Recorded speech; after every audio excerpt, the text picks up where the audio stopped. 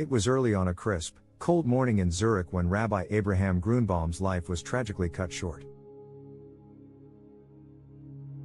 The 71-year-old Polish-Israeli Orthodox rabbi had been a revered figure in Bnei Brak, Israel, where he had led one of the most respected yeshivas in the community.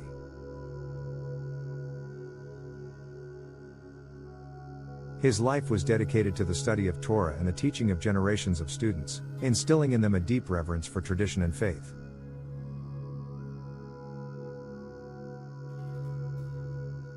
His followers knew him as a man of wisdom, humility, and compassion, a pillar of his community, always there to offer counsel and support.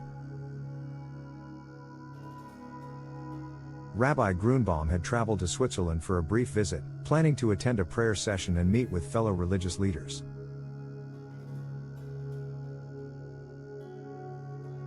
It was not a long trip, but it was one filled with great significance. As he made his way through the quiet streets of Zurich to the synagogue, a sharp and sudden violence would forever alter the course of his journey and shock the Jewish community worldwide.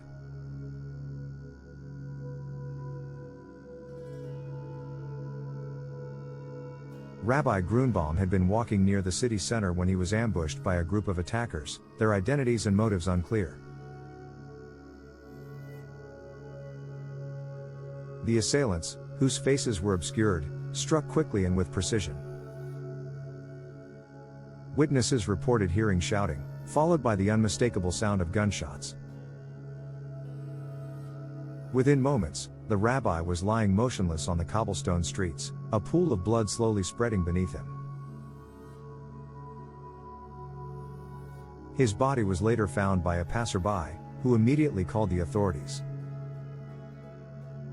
The news of his death spread rapidly, first to the small Jewish community in Switzerland and then around the globe. In Bnei Brak, where Rabbi Grünbaum had spent decades building his yeshiva, a deep sense of shock and disbelief gripped the community.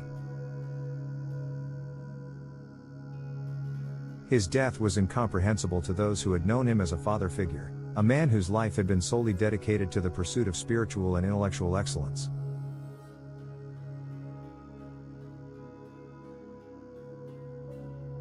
Though details of the investigation were scarce, Swiss police quickly announced that they were looking into all possible leads.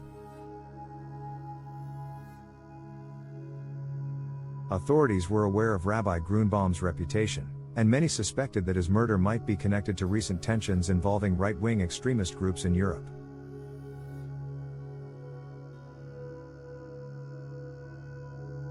There had been reports of anti-Semitic rhetoric rising in the region, and some hinted that the rabbi's outspoken views on Jewish unity and his staunch opposition to far-right ideologies had made him a target.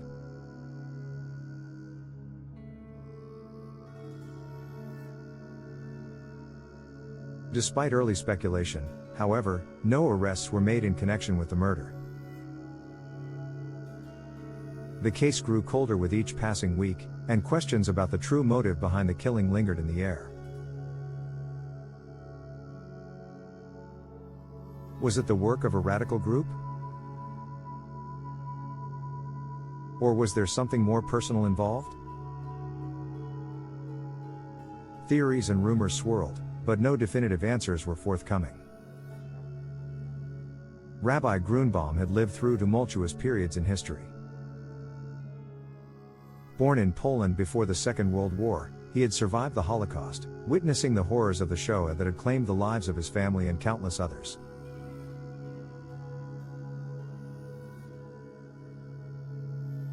After the war, he had rebuilt his life in Israel, dedicating himself to the preservation of Jewish learning and tradition. His resilience in the face of tragedy had made him a symbol of hope and strength to many, and his death seemed like yet another cruel chapter in a history that had already been stained with so much loss.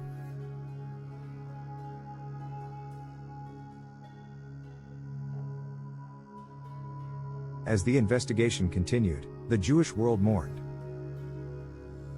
Tributes to Rabbi Grünbaum poured in from around the globe.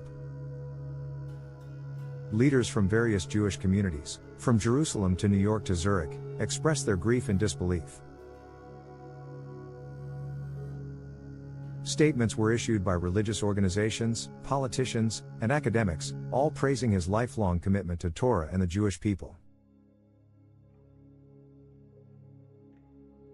In Bnei Brak, where his yeshiva remained a living testament to his legacy, his students and disciples gathered to pray for his soul. The pain was palpable in the air as they recalled his teachings, his guidance, and his unwavering faith.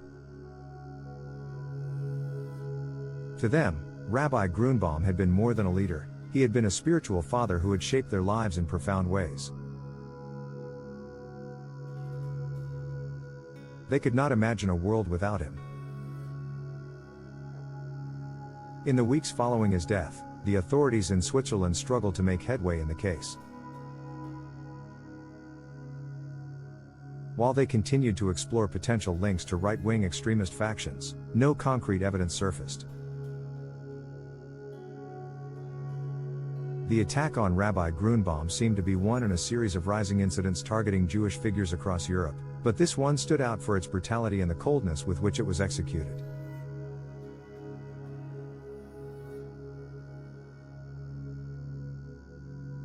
Still, the questions remained unanswered. Was it the work of an organized group with an agenda, or was this a more isolated act of violence? Could it have been a politically motivated attack, aimed at silencing a prominent voice of opposition?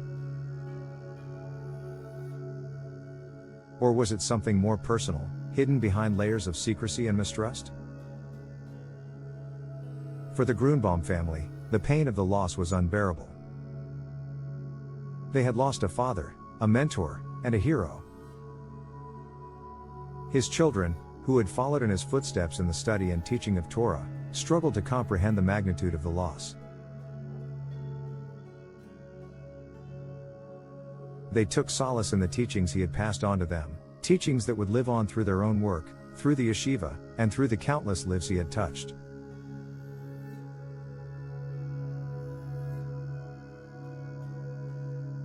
The mystery of Rabbi Grünbaum's murder may never be solved. In the years to come, it may fade from the headlines, but it will never be forgotten by those who knew him and by the countless students whose lives he had shaped.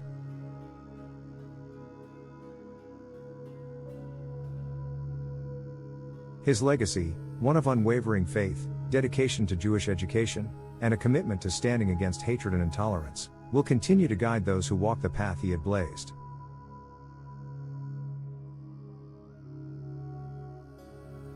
In the quiet of the Zürich morning, the memory of his last walk would live on, as would the question of who would have wanted to silence a man whose only crime had been his faith.